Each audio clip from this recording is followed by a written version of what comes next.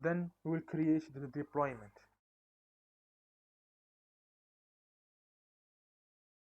Here, the revision type, my application is stored in Amazon S3. That this is the mean the artifact, the zip artifact. You have to give it the name of your zip artifact. I will go to our S3 bucket here and go to this object, and then we will copy S3 URI that is here, right? Then paste it here. And for the revision file time, it is zip type.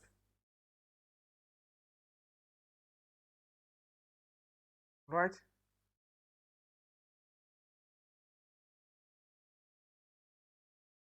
Then we will create the deployment.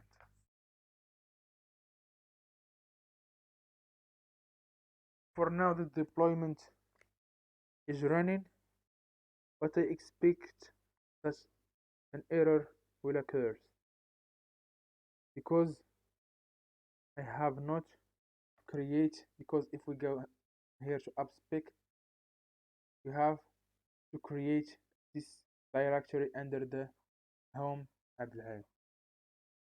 I have to copy it, make a directory here, then paste the name. Oh, nice. So by default, our deployment created it.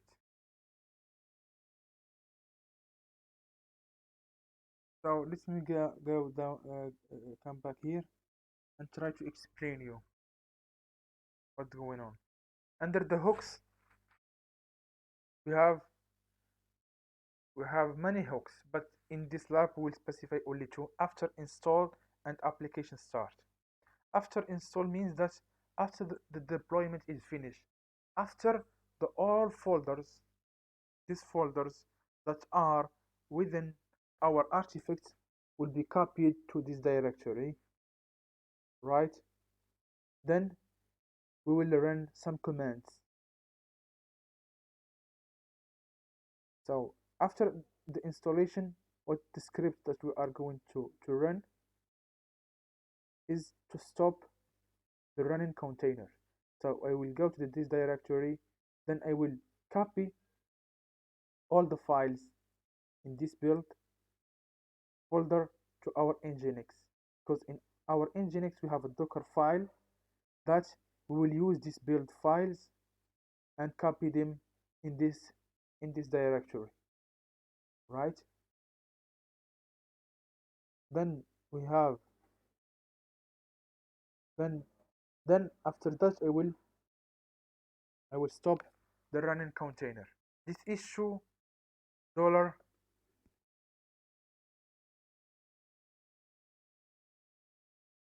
question mark is even if there is an error occurs here, because the first time that we will run there will be no containers running, right?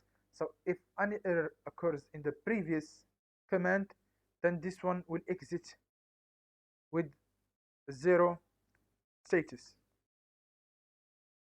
right? Then we have the another hook that we call it start application start. Here we will run this shell start containers by building the Docker Compass images, then run our containers that are within our Docker Compass orchestration. So let me come back here. Succeed. So let me complete the explanation. Here in our Docker Compass, we have create 3 services. One is our nginx app that we will use this Docker file in our nginx, right? I have explained all of this in my previous videos. You can check that.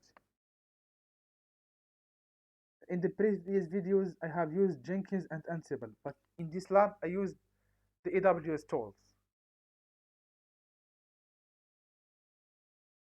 So Docker Compass, I have create that. Then I open a port on the container,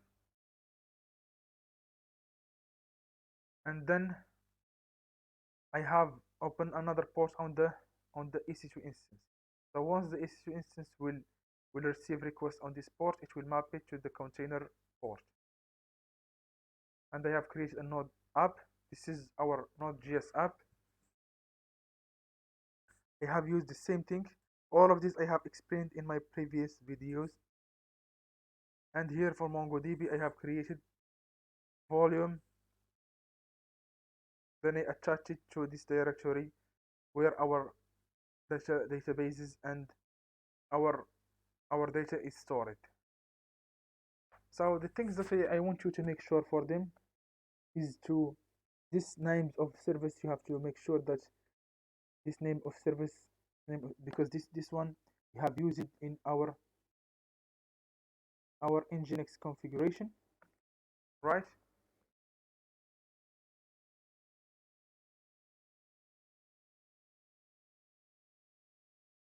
Here, and another thing is to make sure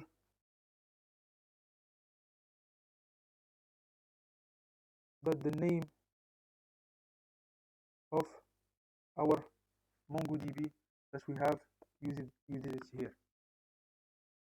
in our MongoDB.js. So make sure that these names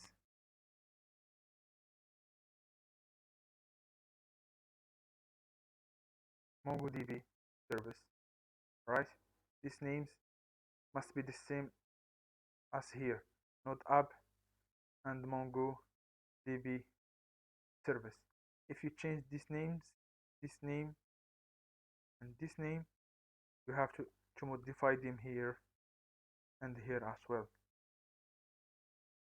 So now if we come back to our EC2 instance here and try to get to this directory, DevOps pipeline, and check, we'll see that all of our artifacts folders are copied and pasted here.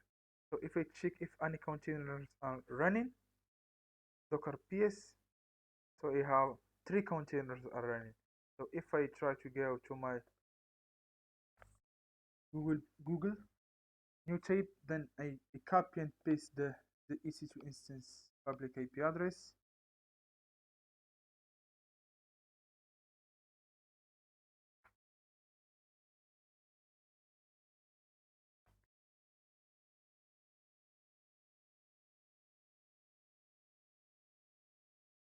So our app running successfully.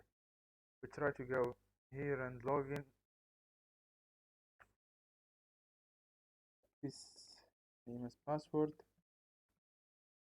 So this credentials are not existed in my MongoDB database yet, so I have to sign up.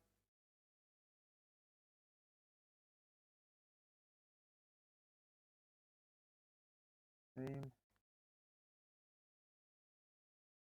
email, and password.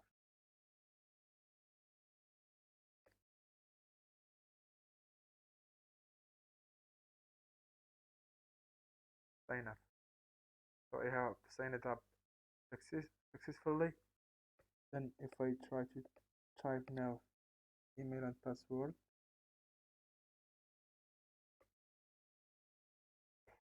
it works successfully. Nice. Next step now is try to create a code pipeline where I will merge between the GitHub code build and the code deploy.